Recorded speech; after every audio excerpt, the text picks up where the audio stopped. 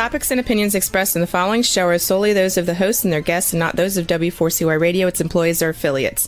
We make no recommendations or endorsements for radio show programs, services, or products mentioned on air or on our web.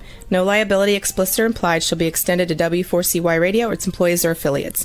Any questions or comments should be directed to those show hosts. Thank you for choosing W4CY Radio.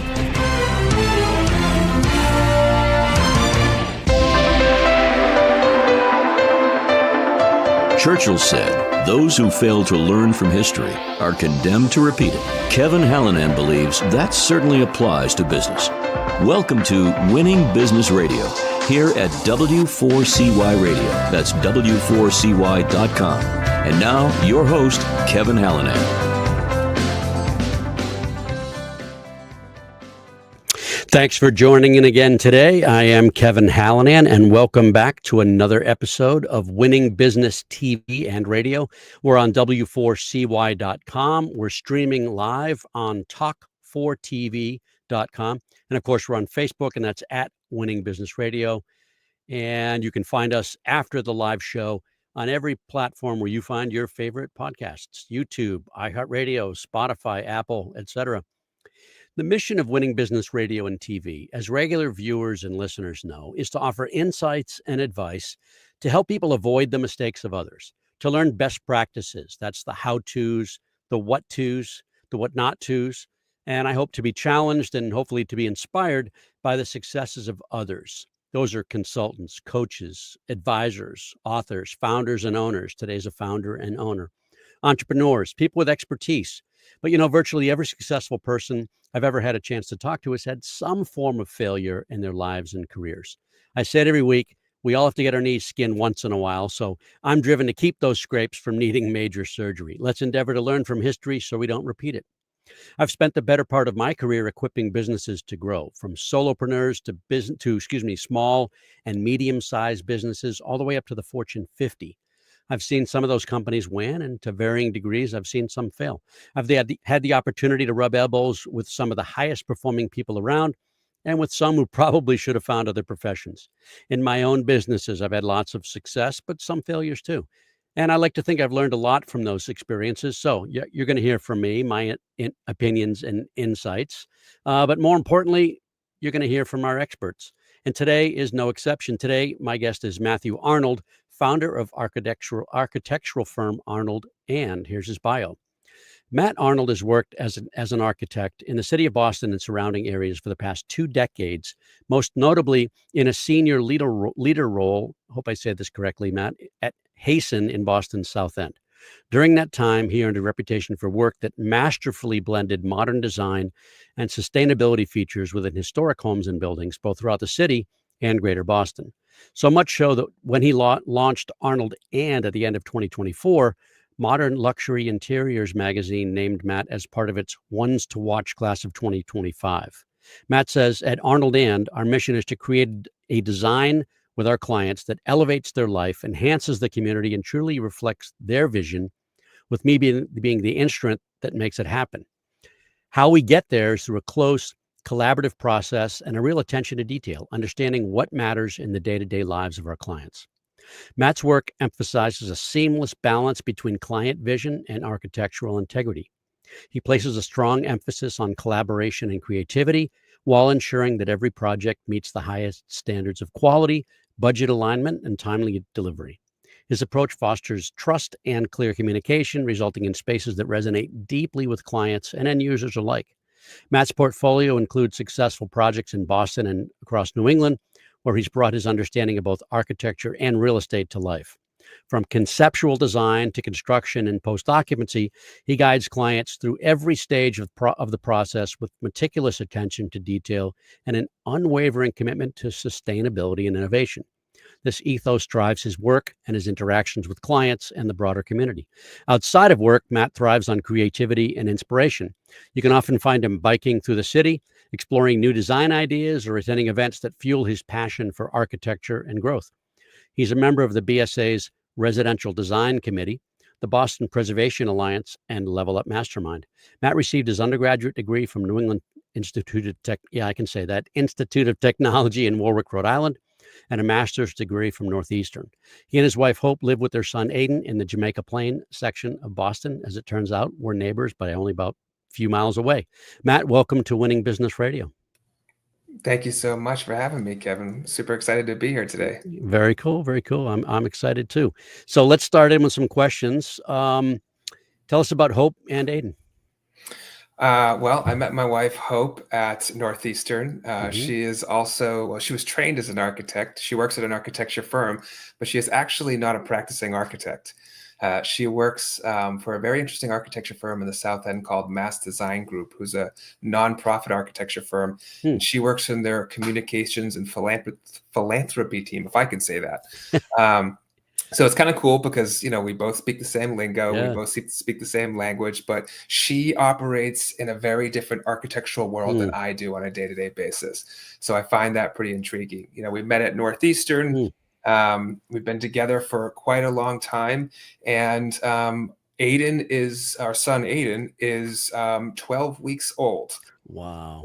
Welcomed our first child into the world on February 15th of this year. So, this has been a year of change for my wife, big time change. Oh, very exciting. What's your best part of being a dad so far?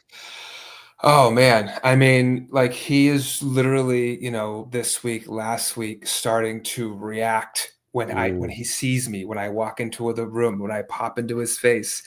The smile, the reaction is all new. So he's actually acknowledging me. So I got to say, the first few weeks, you're just keeping the baby alive, right? I mean, everybody who has parents knows. But the moment to see the personality start to kind of sparkle in his eyes and come out has been pretty wild. And I just assume this is going to, exponentially grow as he gets older and older. So in the words of Ron Burgundy, you're becoming a pretty big deal. at least as far as he's concerned. Yeah, exactly. I'm half his world, right? That's right.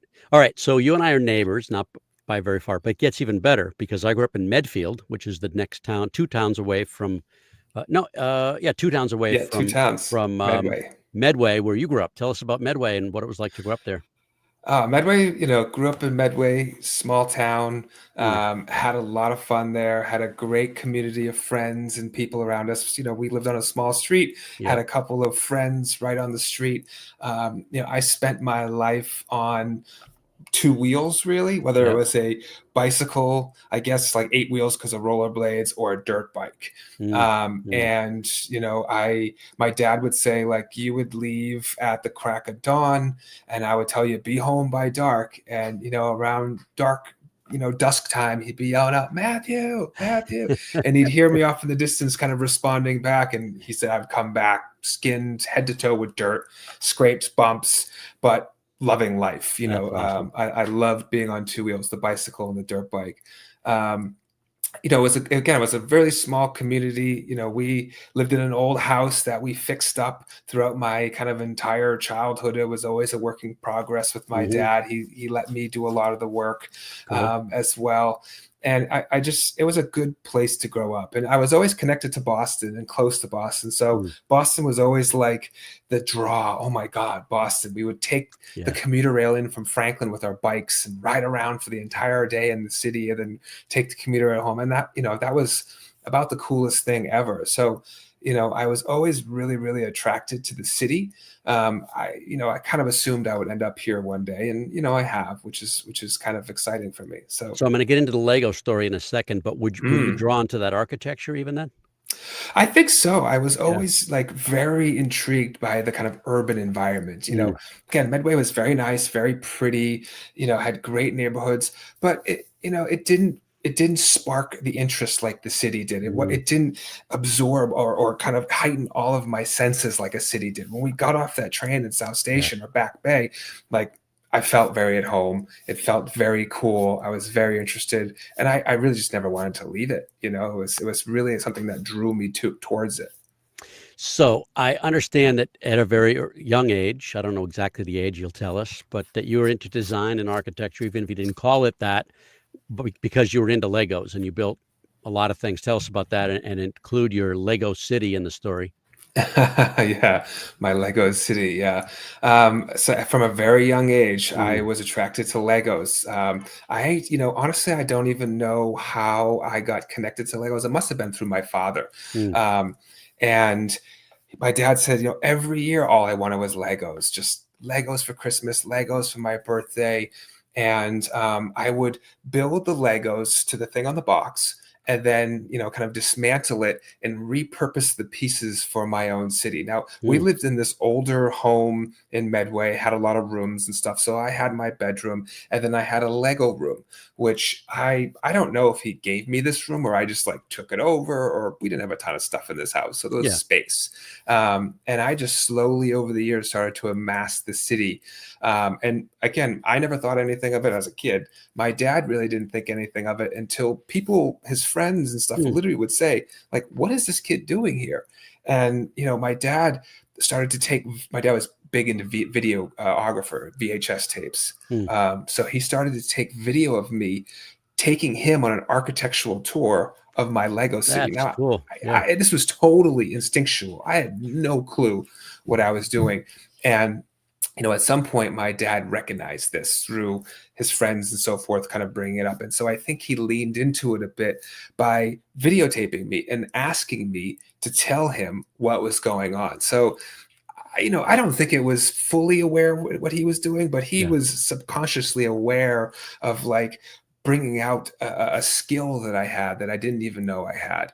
And I really loved it. I mean, I still actually have the Legos today. I have a huge tub of Legos in the basement that, I mean, some of these Legos are probably from, the early 80s. Mm. Mm. And I don't even know, honestly, what Legos are like today, but I know for me, those were like the building blocks, literal building blocks of my life in many ways. A lot of young adults are into Legos. They build these massive projects. Our 28-year-old has built the London Bridge, it's Big Ben, right? The London Okay. Bridge. Yeah. She's built some Star Wars stuff, some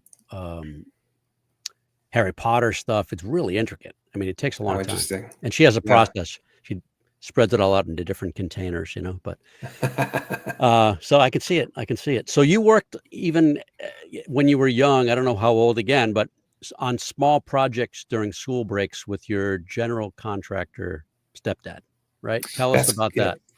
that's correct. Yeah, my stepfather ran a kind of a small kind of contracting company. He did like a lot of painting. Was The company was Sale Painting, actually, now that I think Mm. of it. Mhm. But we were living in Bellingham at the time. Mhm. My mother and my stepfather lived in Bellingham. My father had the house in Medway. And I just happened to kind of go to the Medway schools. But, Yeah. my stepfather, I needed a job, and he somehow, some way said, hey, come work with me. I'll give you some work.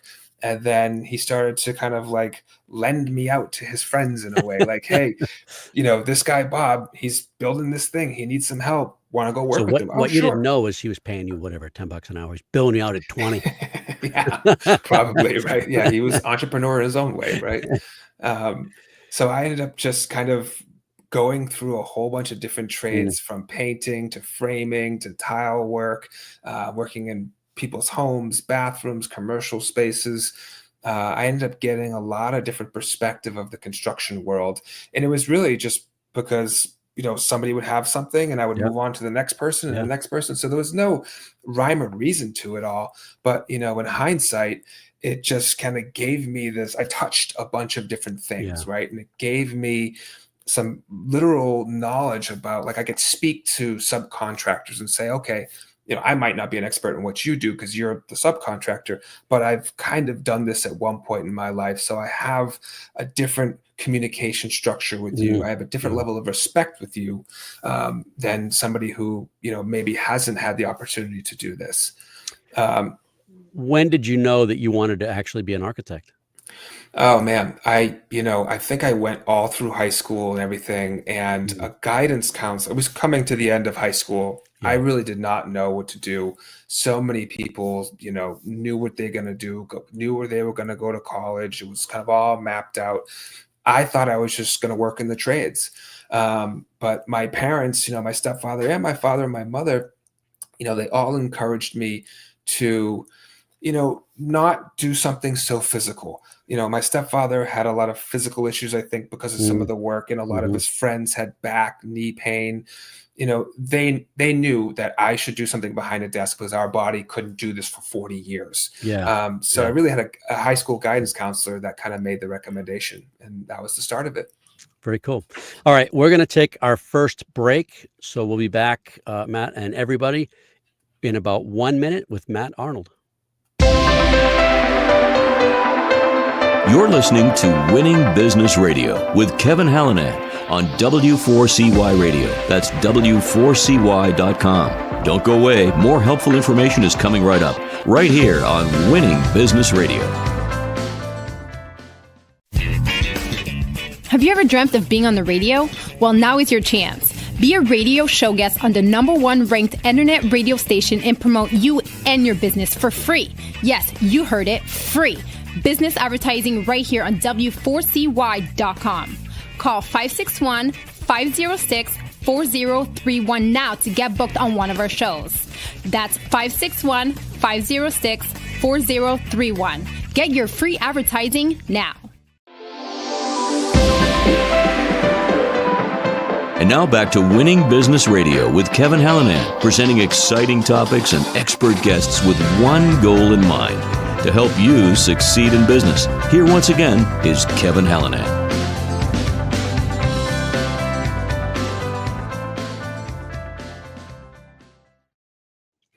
We're back with Matthew Arnold, founder and principal architect of ArnoldAnd. We'll get to that name in a moment.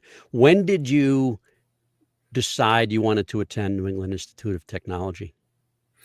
So the guidance counselor who had given me some recommendations on, hey, you should really think about architecture, I believe he went to New England Tech. And so he kind of turned me on to the school. I went and toured a few other schools, but there was something about their approach, their program. It was a little bit more technical in nature. It was kind of an architectural engineering degree in many ways. And I kind of gravitated towards that kind of tectonic nature of it. Like, we took some structures classes. We did more engineering things than I think a lot of architecture schools do. And so I just kind of gravitated toward that because it felt, I think, more connected to, the trades, which is where I had come from. So I think that's, kind of drew me in, and I ended up getting there, really loving it right from the get-go, doing very well, winning a lot of awards and just getting a very high GPA. And it was very, very clear very early on, like, this was it. It just clicked. It just clicked way more than high school ever clicked for me. I was an okay student in high school, but it wasn't, I wasn't an inspiring student. And the minute I found architecture, I think, after that first semester, I was like, okay, this is it. I'm in. I like this. And I just haven't looked back, And it wasn't much later, but a little later when you decided to get your master's. What was behind that decision?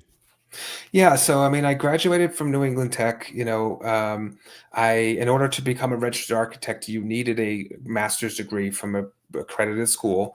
I didn't really realize that when I went into undergraduate. And so I started saying, okay, well, I think I want to do this. I need to be an architect. I want to be registered. So I decided to go back to grad school, and where better to go than my favorite city, Boston. And, found Northeastern. They had a very early program for me. And I went. I said, this is it. I love it. And I dove in there head first, kind of the same thing, did really well, and have been in the community ever since. So. And it's a master's in architecture, correct? Yes, master's in architecture. Yep. So during, I know there's some overlap, but you've had multiple internships from about 2004 to 2010, some of which, again, overlapped with career or professional positions. Tell us about some of those and maybe some of the lessons you learned along the way. Well, one of the earlier on internships I had was working at an engineering firm. And I thought, maybe I wanted to be an engineer. Actually, I kind of deviated from my dream a little bit. I knew I wanted to be an architect young on. Then I said, okay, well, maybe I go this engineering route. Well, I worked at an engineering firm, good firm, local firm, great people, but I was there for about 6 months, Yeah. and I was like, this is not for me. It was, I wanted that. It wasn't scratching my creative itch, right? Mm-hmm. I liked the technical aspect of the engineering, but it didn't have the creativity driving the results, right? It was more, the mathematical aspects of driving results in the engineering. So that was definitely an early lesson, like, hey, don't deviate. Make sure you stick with your dream. Make sure this internship fits in where you want to go. And then after that, I worked at a small architecture firm, and immediately again knew, okay, this is more akin to what I want. And as I worked my way through different firms, I definitely learned different aspects. I worked at some firms that kind of focused more on institutional work, and then I got to work at some firms that focused a little bit more on the residential hospitality side.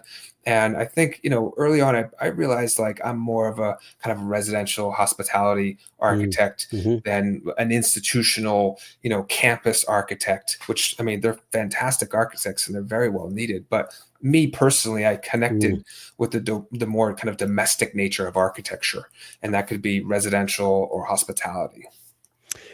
So your first professional position, it seems, was at MDA Design Center. You had that role for about 7 years. Tell us about that role and some of the key lessons learned there.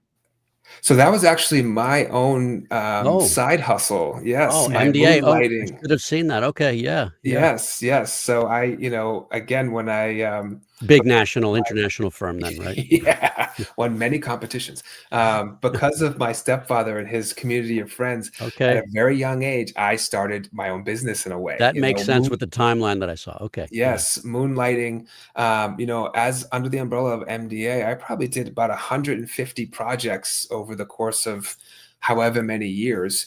But his friends would come to me and say, "Hey, I have a deck, I have an addition, I have a kitchen. Do you want to design?" Sure. I was kind of bullish about it. I just took chances that, in hindsight, maybe a little bit risky in terms of not knowing what I was really doing, but I learned a ton.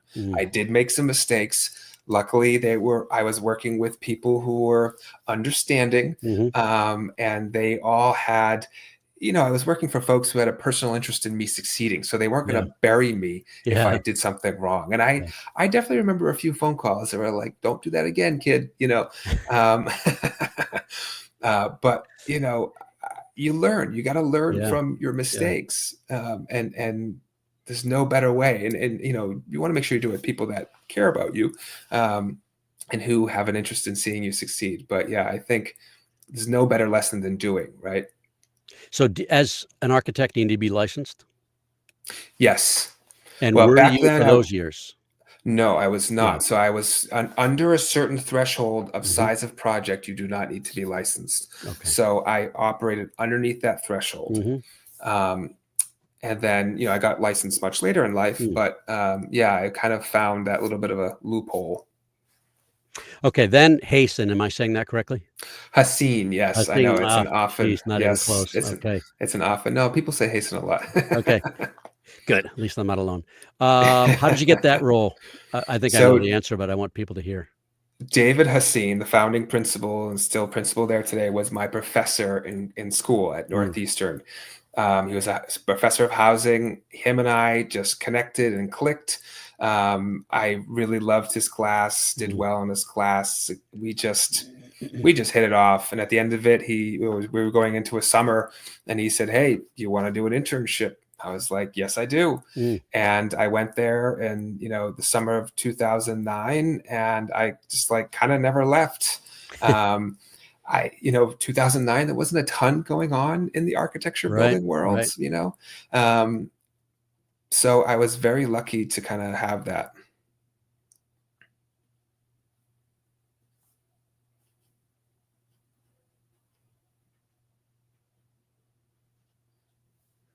That was my fault. Technical problem. Oh, all right. Here we are back. That was quick. But yeah, I was very lucky to have that position.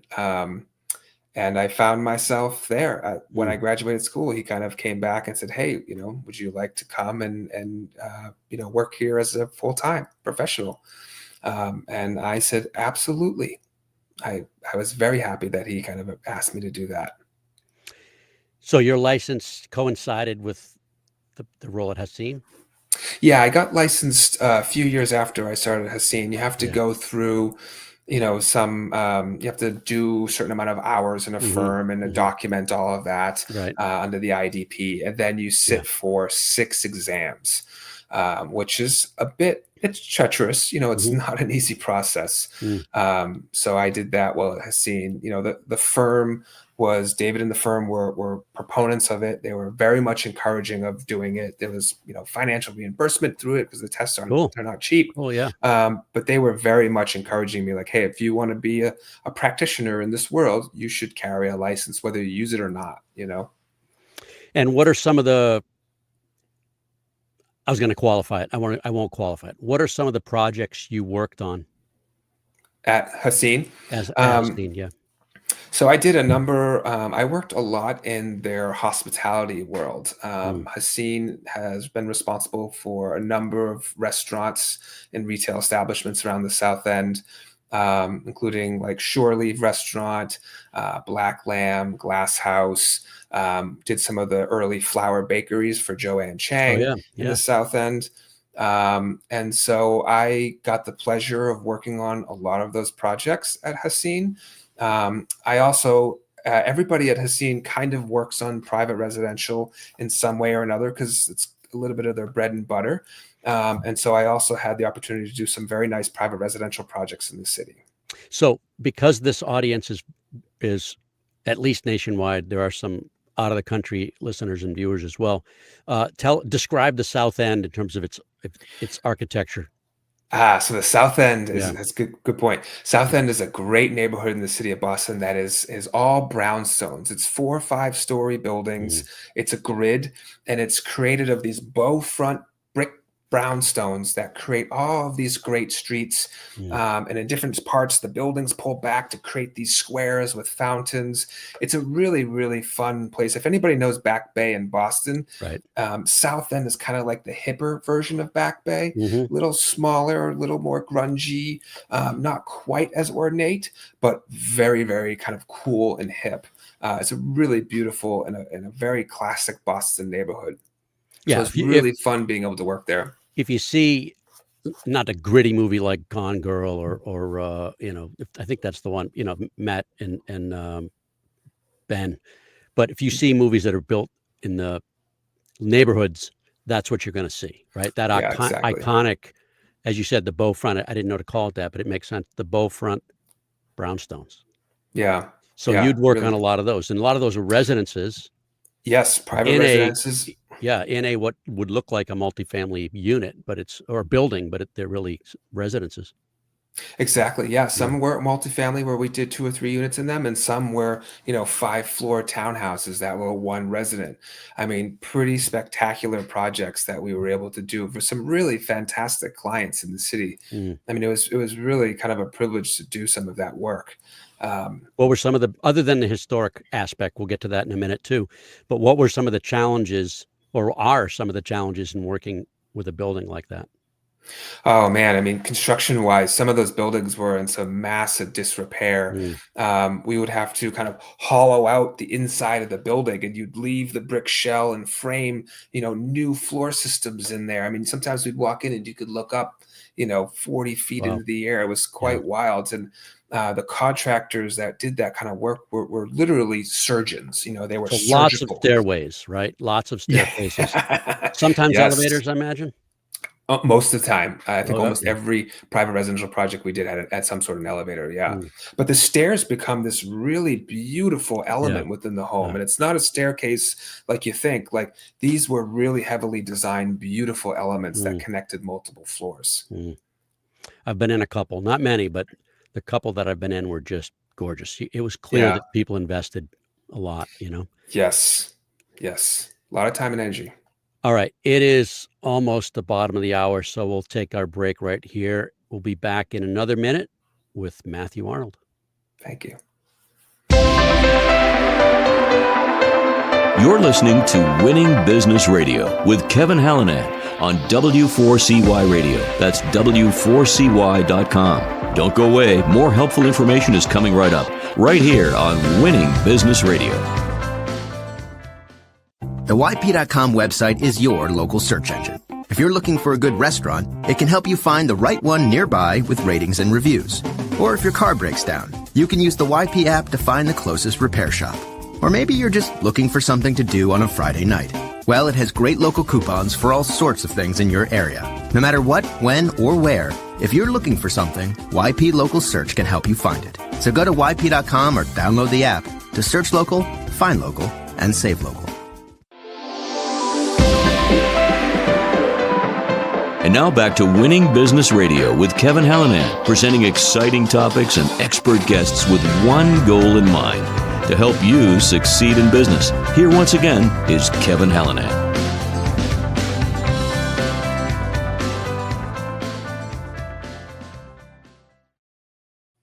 We're back with Matthew Arnold, founder and principal architect of ArnoldAnd. Okay, now the big question, and I think I love this stuff, but the more fun of the interview is, when and why did you decide to go on your own? That's a great question. So I technically started my own business June 1st of 2024. Mhm. So my business is coming up on a 1-year anniversary in about a couple of weeks, 2 weeks, Congrats. 3 weeks. Thank you. I'm very excited. I started my own practice because I had the realization that I needed to live out my own dream. Mm. And I had, from the childhood I had growing up, I had always thought I would be my own boss, that I would open my own firm, that I would be a kind of principal architect in many ways. Well, you were with Lego City. I mean, I was with Lego City, and I was with MDA as Yeah, well. I was yeah. kind of already running my own show on the Mm. side, and I Mm. loved the kind of business aspect. I loved the kind of thrill of running a firm, right? Mm. I've had people say to me, "Oh man, you must like have so much anxiety about what's coming next." I actually feel more calm now that I'm on my own than I actually did working for somebody else. I feel actually less anxiety, and surprisingly enough. All right, so I'm going to have Because fun with this question. In spite of the fact that, or not question, but you know where I'm going, right? You came home and told your wife, Hope, and then a couple days later, she and oh, no.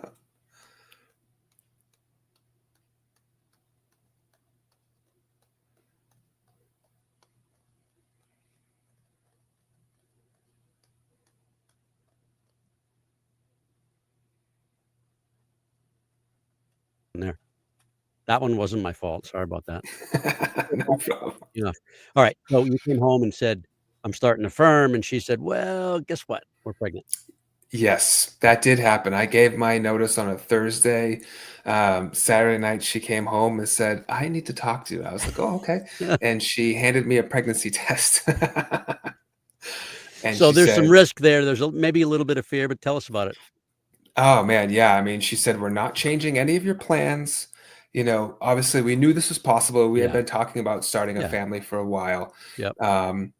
We knew it was possible. And, she honestly said, "Are you freaking out?" And I could honestly say to her, "No, I really didn't feel like I was freaking out." Mm. And, I think, yeah, first a lot of things might have ran through my head, but this past year, actually being my own boss in many ways, working out of the house, having flexibility has been one of the greatest gifts I've had in a long time. I That's didn't so even cool. realize how much flexibility would work in my favor right now with doctor's appointments prior to the Mm. birth. Mm. And now I'm home every day and I get to interact with them, in little moments throughout the day that Yeah. I couldn't imagine having to report to an office from 9 to 5 right now and miss all the things that I see throughout the day. That's really, it's like one of those, it's just something I just wasn't thinking about and wasn't aware Mm. of, but it's been a gift to be home and to be available and have the flexibility to, Yeah. be with and help my family in ways that I didn't even know I was going to need to. So it's pretty cool. How big is your workspace and what kind of setup do you need? So you're looking at the workspace. My wife's workspace is kind of behind us, although right Mhm. now that's a little on hold. She's not Yep. doing a whole lot of work from home. Yep. She has a full-time job. It's just Mm. slightly different. Um, But I really just work at my desk here. I have a couple of monitors. I have my laptop.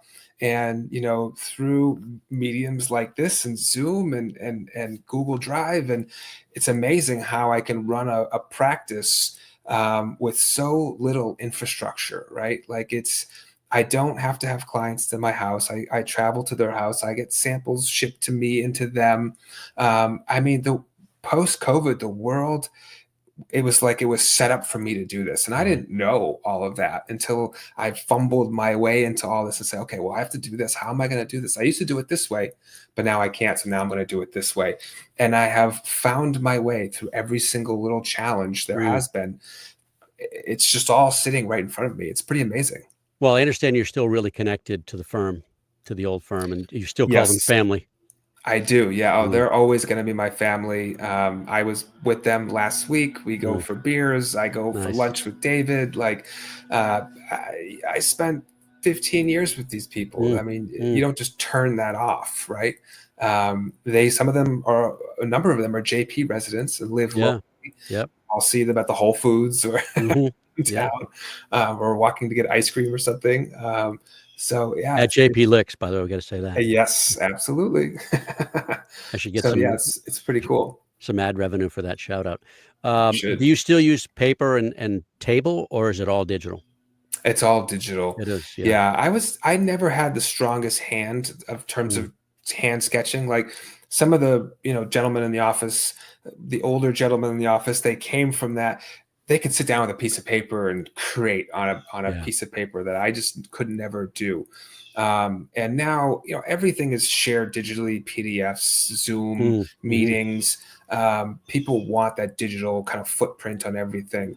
So yeah, I'll do some sketching by hand when I'm really trying to think through a problem, but most everything is kind of digital these days. Is there a tool you use other than Zoom and PDFs to collaborate? Google Drive and all the Google suites is a very helpful one, between the Google Docs and all that stuff. I didn't know if there was a proprietary, like industry-specific tool. No. Nope. It's, communication via email and Zoom is pretty much how it goes. Yeah, it works very well. So tell us what was behind the ArnoldAnd firm name. Yeah. So, when I first started thinking about what I was going to call this, I actually operated from June until like the beginning of this year with no name. People were like, "What's your company name?" I was like, "I don't know. I don't even have one." I was still getting business. I was still doing work. I was cranking away, and it gave me a little bit of time to kind of reflect on what do I want this to be. So many people, when I started this, said, "What's your 5-year plan?" And I said, "My 5-year plan is to not have a 5-year plan," because I didn't know, right? I needed some time to digest. So, it seemed obvious at first, like, okay, I'll just call it Matt Arnold Architects. But, I really think of myself as more than an architect.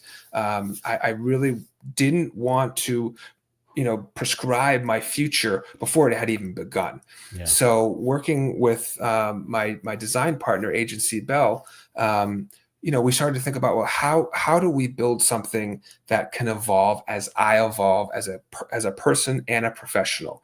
And so it was, originally thinking of like Arnold and architecture instead of like Arnold Architects. It's about Matthew Arnold and his relationship to Arnold architecture.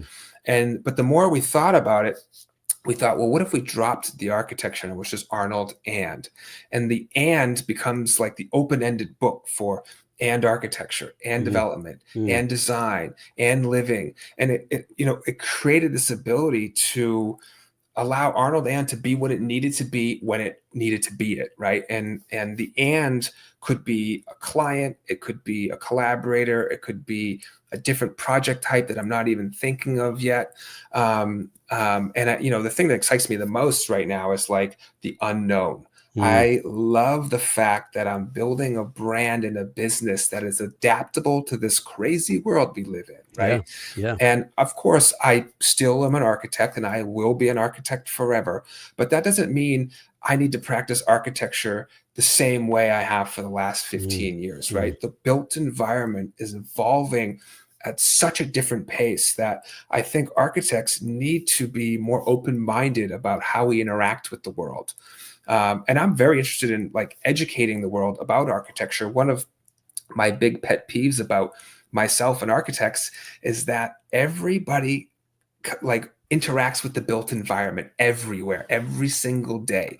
But most of the public knows so little about architecture because architects are not good about talking about architecture, right? Like it's up to architects to educate the world and tell them, why do things look the way they do? Why do we interact with things the way they do? Mm. I mean, it's like it's on us. Let's educate the world, guys. Like I want to get out there. I want to educate people. I want to have fun with it, right? The process for me is just as important as the product. Like if I'm not having fun with my clients, there's no point, right? Mm. So again, kind of back to the brand, like the brand is really meant to be able to evolve as I evolve, as I grow as a professional. I will always be a fee-for-service architect in many ways, but I really, really hope to do a whole lot more as, my next 20, 30 years rolls on. And I think that's really very cool. exciting. Yeah. All right. Quick shout out to Laura Souter, who's been a guest on this show, by the way. Yes. Agency Bell. She does great work. Yes. But here's a point that I think you want to highlight. You design really for the way people live, right? Not just. Yes. So what does that look like? How does that play out? So it's a good question. Yeah. Today is such a complicated world with homes, right? There are so many older style homes that we all try to force our life into. But if you hire an architect and you work with somebody like myself, you actually get to reimagine, like, how can I manipulate this current home to better my life, to enhance my life? So really understanding how somebody wants to live compared to how they are living is a really important thing, right? Like just because you get up every day and you have this routine in your current home doesn't mean you need to have that same routine in a new home. So like put some imagination together, put some imagination goggles on. Let's think about, what would your ideal day look like? How would that feel? How would that function? How would you move through the home? What's the first thing you're going to interact with when you wake up? Where do you want your bedroom? How do you want your kitchen to be placed in the home? So, I'm really able to kind of go down this exploratory phase with my clients and really dream with them a little bit. And through the process of design and 3D visualization tools we have now, I can really show clients like, hey, this is what it could feel like to be in this home. Does this feel like something that interests you? And, through an iterative process, it takes time. It's not a one and done thing. It takes months sometimes. But we really together kind of get to explore how one could live in a home or a space and make that space enhance your life on a daily basis compared to being a hindrance. I mean, there's so much built environment that was built in the 50s and 60s. Well, we don't live the same way we did in the 50s and 60s. Right. Let's update that. And that doesn't have to mean tearing down every single home. Especially in New England here, the building stock is fantastic. Right. Great bones. It has such an ability to transform, and through that transformation, you can transform your life. I live in a space that I designed myself, and it has transformed my life because I got to make the decisions. I really think, and it's something David Hassine used to say, like every architect should live in a space they design for themselves. That's awesome. And boy, is he right. He is and right. Is it a single family? It is I live on the top floor of a triple decker in JP. Yep. And so we bought this place. It was not in good shape, and I gutted it and just redid the whole thing. It was quite a process. Another thing that's pretty foreign to people outside of New England. What was the year of construction? 1902. Wow. Yeah. Our house in Rosendale was built in 1935. So. Yep. We're farther outbound than you by few minutes, so it makes a difference. Yep. That's true. That's very true. All right. Talk about what you would call one of your signature ArnoldAnd projects, and that's the Charles Cove House in Dover, Mass, which is one town over from where I grew up, Medfield, and where my mother taught high school for many years. But that house was built in, I think, 1868, right? It's undergone a number of additions and changes over the years. I think the most recent was in the 60s. Tell us about that project and why it's an ArnoldAnd signature project. So, I mean, that project is a very cool project. It's, like you said, the 1860s, so it has a lot of history. Mm, And in New England, context and history is very important. mm, So, through that project, we, the clients, one of the clients said to me early on is like, we want to be good shepherds of this house. mm. We That's we cool. need to, That's cool. yeah, very cool. We need to undo some of the things that they did in the 60s because they don't jive with how we live today. But still, we need to be respectful of this 1860s house because it needs to stand as Mm. it did all the way back then. Now, So we is were it able, sorry, quick please. interjection. Is it a listed historical property? It's technically not registered, although it Okay. does have its plaque on it. But yeah, it's actually not on the historic register. I think because it had the additions Yeah. later, Yeah. and it's That gives not. you more leeway. It does. Yeah. Yes, it does. But luckily, these clients, saying they want to be good Mm, stewards from the get go, that was a mm, goal. We were able to preserve the kind of colonial, symmetrical nature of the home, mhm, while the kind of additions kind of chart on the side. And so from the street, it still looks like a fairly kind of smallish, modest home. And as you kind of go around it, you can see how we've added on in a very respectful way. mm, But it's a really interesting project because we're taking this modern family of four, husband and wife, two kids, two boys. They like sports, they like activities, and they want to live a kind of modern lifestyle in this historic home. mm, So again, how do you do that? In the historic home, we've kind of preserved some of the more cellular natures of the home with like a smaller living room, a reading room, an office, compared to the addition, which is more of an open living dining space, mm. right? A larger space for the family to commune on a daily basis, but preserve the smaller spaces in the existing home for the more kind of reflective moments of life, Do you right? have some of these images on the website? I do. Good, Yes. good, Yes. There is a rendering of the house on the website. I good, believe it's the splash page. Um, good. but yeah, And so everybody, just we'll get there again, but that's arnoldand.com. Go ahead. yes, please. So yeah, it was kind of a good charge and a challenge how to make a modern facing home, Mm, but yet respects the kind of historical nature of its context. And as you know, Dover has a lot of older kind of mhm, contextual homes, mhm. New England homes. So Right. the home, it needed to exude New England, but yet still have its kind of modern flair to it, kind of representing this kind of modern family, Mm. right? All right. What are I have two last questions. Believe it or not, we're almost done. What are your plans for the future of the firm? Consistent with what you said earlier, you don't want to prescribe the next 5 years, but still, what are you thinking in terms of the future of the firm? Well, I mean, the firm is growing, Mm, projects are coming in. mm, I have some folks helping me part time.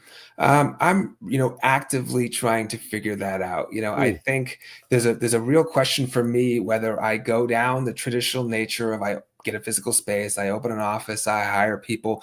That Yep. could be a very real trajectory for me. But Yep. the one of the things that I've really cherished about this last year is I get to rethink everything I did in the past. So Mm, I am actively challenging that assumption on whether I should go down that traditional path.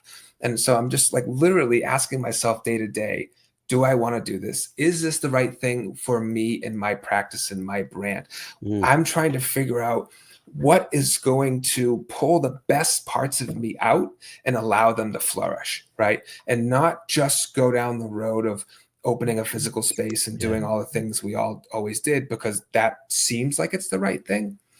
So that's been pretty fun and exciting. And now that I have a child and stuff, I have a different perspective on the Sure. world. For sure. So it's been kind of cool to look at all that in a very different way. But it is 2025, and there are a lot of possibilities. So, I mean, there are firms that are founded as virtual that have 50 to 100 employees. So it doesn't always Absolutely. have to be like I have one client I work with who they've got they had a physical presence. Now they work out of like a workspace or shared workspace. Yep. Only when they need it, everybody else is virtual. So Yep. it's quite Something I'm possible. definitely exploring. All right. He is Matthew Arnold. His website is ArnoldAnd.com. His email is Matthew@ArnoldAnd.com. Matt, this has been fun for me. I really appreciate you being here. Yeah. Thank you so much. I very much appreciate you having me here. Well, thanks again. And thank you, everybody, for watching and listening. As most of you know, this is a show about business and business challenges. If you've got concerns about the sales effectiveness and growth of your company, whether your sales team is you or really small or really large, feel free to reach out to me on Facebook or LinkedIn, and that's at Winning Business Radio. Or you can drop me a note, kevin@winningbusinessradio.com. Our company is Winning Incorporated. We're part of Sandler Training. We develop sales teams into high achievers and sales leaders into true coaches and mentors. Listen, we're not a fit for everybody, but hey, maybe we should have a conversation. Thank you, as always, to Juan, our producer and engineer, for another job well done. I appreciate you, Juan. Be sure to join us again next week, Monday, May 12th. We'll do it all over again. Until then, this is Kevin ArnoldAnd. You've been listening to Winning Business Radio with your host, Kevin ArnoldAnd. If you missed any part of this episode, the podcast is available on Talk4 Podcasting and iHeartRadio. For more information and questions, go to winningbusinessradio.com or check us out on social media. Tune in again next week and every Monday at 4 p.m. Eastern Time to listen live to Winning Business Radio on W4CY Radio, W4CY.com. Until then, let's succeed where others have failed and win in business with Kevin ArnoldAnd and Winning Business Radio.